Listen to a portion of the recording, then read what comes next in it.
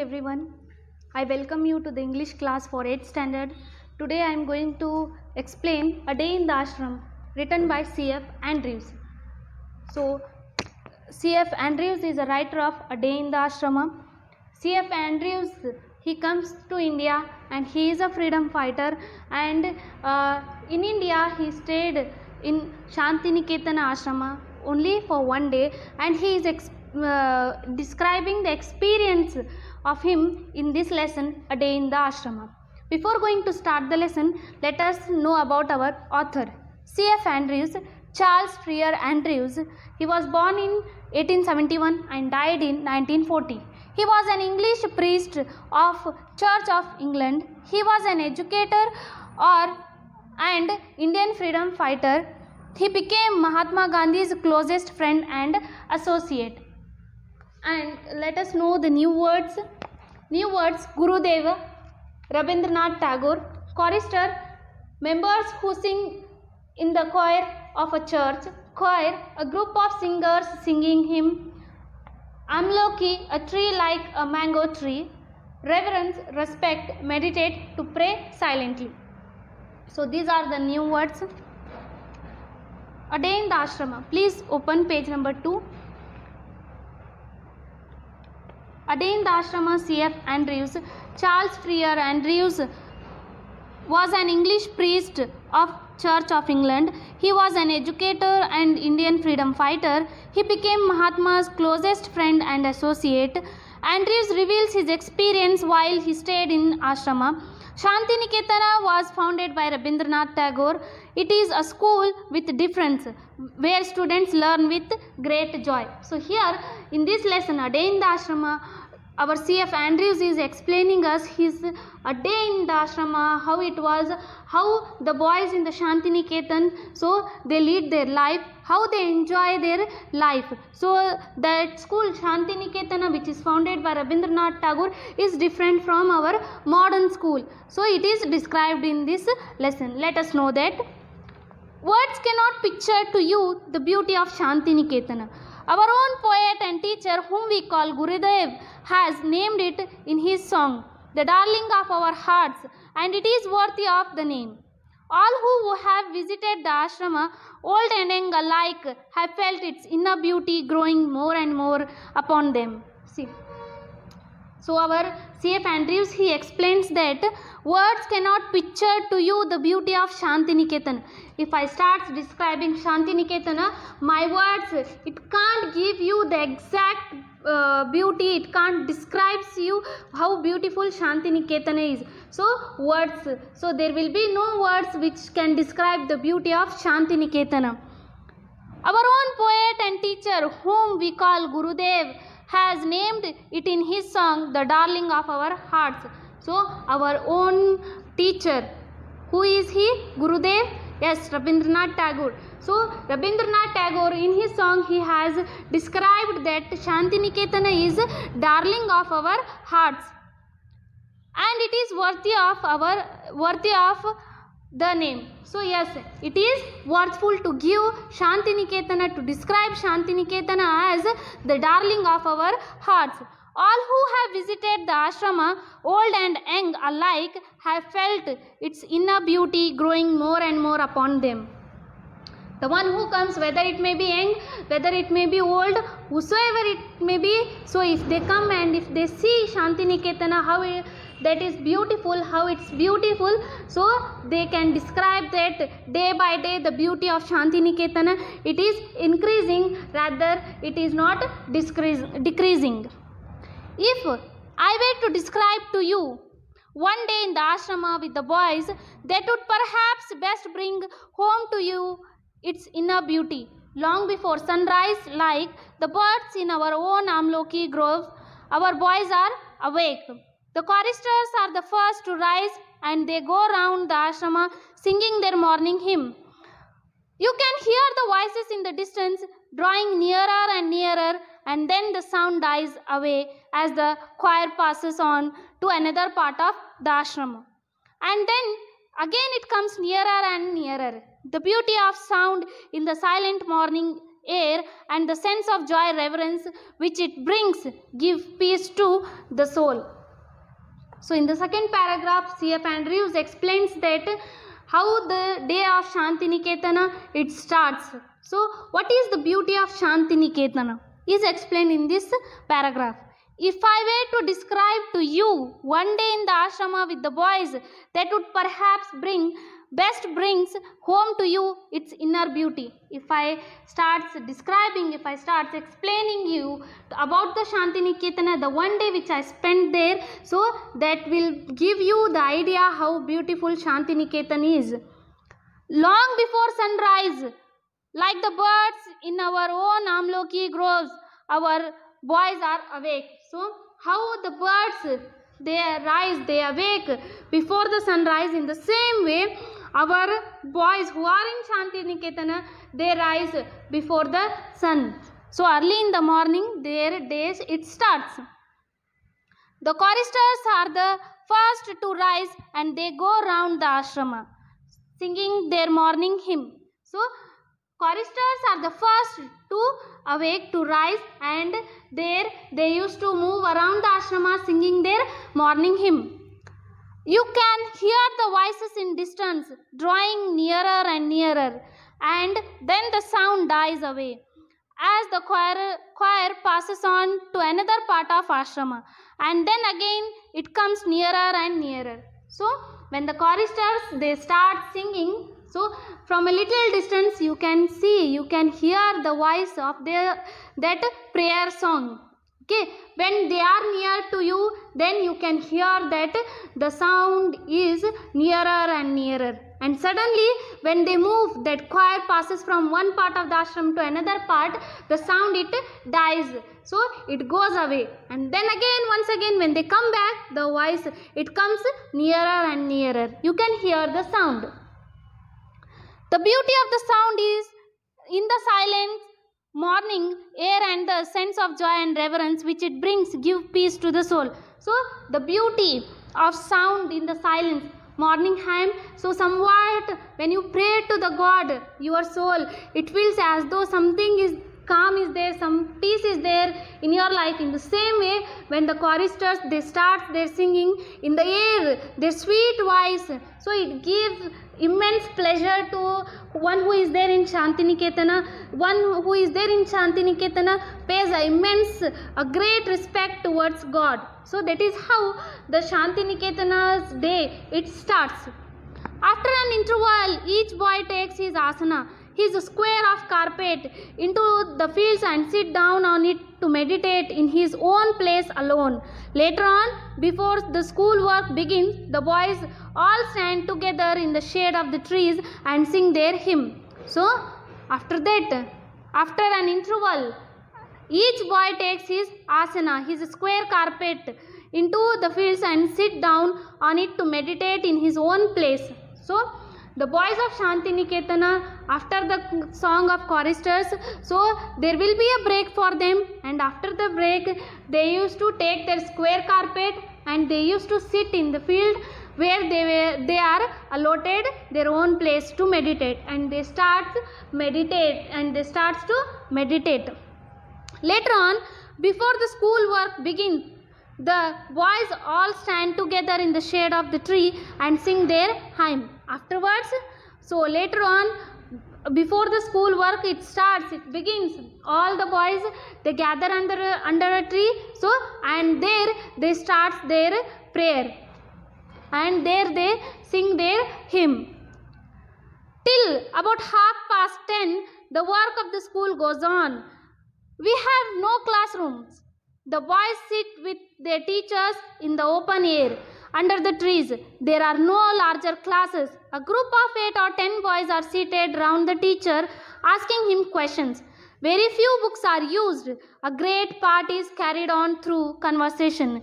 The boys soon learn to open out all their difficulties to their teachers, and the teachers get keenly interested in the boys' questions and answers. Such living education can never be dull. So in the fourth paragraph, C.F. Andrews he is explaining to us that how the day of that boys, it starts in the school. So there is a school, but there is no classroom. So under a tree they used to sit, and that place is classroom for them. Let us know, till about 10:30 the work of school goes on. So until 10:30 the work of school it goes on. We have no classrooms. The boys of Shantiniketan, they have no classrooms. The boys sit with their teachers in the open air under the trees. The boys, they used to sit under a tree with their teachers, and that is their own classroom. There are no larger classes. A group of 8 or 10 boys are seated round the teacher asking him questions. See, so there are no larger classes. There are no students, more students in a class. Only 6 to 8 boys will be there, and that is a class, that is a classroom. And those boys, they used to ask their questions to their teacher. Very few books are used. A great part is carried on through conversation. So the work of book is very less there. Very few books are used, and the stress is on conversation. The stress is on discussion between a teacher and a students. Whatever the doubts or the difference of idea they have, they can discuss with their teacher, and that Shantiniketan gives more importance to conversation. The boys soon learn to open out all their difficulties to their teachers, and the teachers get keenly interested in the boys' question and the answers. So when they start conversing, they start discussing on a topic, at that time if the boy have any kind of question, any kind of opinion, then he can discuss any problem, he can discuss with his teacher, and his teacher shows keen interest in solving that problem, in giving answer to that question. Such living education can never be dull. Such kind of education will never become dull. When the morning work is over, the boys bathe and go to their meal. About 2 o'clock in the afternoon, the classes begin again. But at this time, the work is chiefly with the hands as well as with the mind. Handiwork is practiced, and the boys' own natural tastes are very soon discovered. Some prefer carpentry, others prefer mechanical work, others enjoy spinning and weaving, others become skilled draftsmen and painters, others are musicians. So in this paragraph, our C.F. Andrews, our author, he describes that afternoon, so what will be there? So there will be no classes regarding books, there will be class regarding handiwork. When the morning work is over, the boys bathe and go to their meal. After the morning work, the boys used to take bath and they used to go to their meal. About 2 o'clock in the afternoon, the classes begin again, but at this time, the work is chiefly with hands as well as with the mind. About 2 o'clock, their afternoon session, we can say, their afternoon classes, it used to start, and during afternoon, there will be only work for hand and mind. Handiwork is practiced, and the boys' own natural tastes are very soon discovered. So handiwork is in practice, and whatever the interest that boy has, so it comes that we can see that during the afternoon session.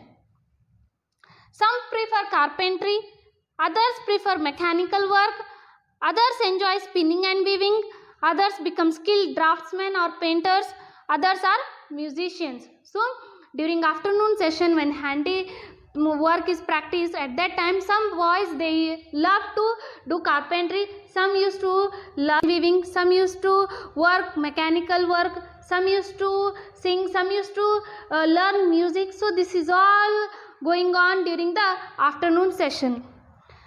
After that, what happens? Let us see. There is very little bookwork in the afternoon. School is over at about 4 o'clock, and then there is a rush to get first into the great open fields for football. Our Shantiniketan boys are famous everywhere for their sports and games. So during afternoon, there will be no books for them. There is very little bookwork in the afternoon. So no bookwork or very little bookwork will be there during afternoon.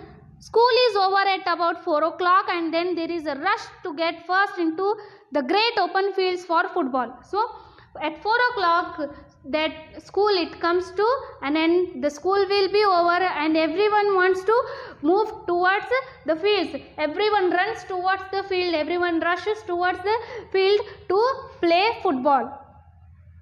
Our Shantiniketan boys are famous everywhere for their sports and games. So Shantiniketan boys, they are famous for sports and games. In the evening at the sunset, they return from their fields and sit down once more for a short time to meditate in silence. So during evening, so in the evening time, after playing football, after moving towards that field, after playing games, so they used to come back, and once again in the evening they used to station and they used to meditate in silence. As night comes, fairy tales are told, short dramas are recited, our Gurudeva's songs are sung, and different schools gatherings are held. So at night, what happens? Let us see. During night, as night comes, fairy tales are told, short dramas are recited, our Gurudeva's songs are sung, and different school gatherings are held. So at the end, when night comes, they used to they used to tell the stories of fairies. Fairies in the sense the angels, the story which consists of angels, witches, devils, all this. So they used to tell fairy tales, they used to recite dramas, and again they used to sing Gurudeva's songs, and some school gatherings were held. By 9 o'clock, all are glad to retire to rest, and again the choristers go round the ashrama singing their last evening hymn. There can be no question as to the happiness of life of our boys. Their faces tell the story of their joy and their freedom. There is no freer life in India than the life of our school children at Shantiniketanam. So at the end, C.F. Andrews describes that by 9 o'clock, so everyone retires to their bed, everyone goes to rest, take rest, everyone they moves towards their bed. And again, so the choristers once again they move towards ashrama, around the ashrama, singing their evening hymn, and there can be no question as the happiness of the life of our boys. So no one can question that the boys of Shantiniketan are unhappy, because when you see their face, when you look at their faces, at that time you will come to know that how free they are, how happy they are. So happiness we can see in their faces. There is no freer life in India than the life of our children at Shantiniketan. So in India there is no life where we can see freedom. So freedom is, we can see in Shantiniketan. So the children of Shantiniketan, they are free to express their ideas. They are free to do whatever the handiwork they like. They are free to lead a happy life. So this is about A Day in the Ashrama.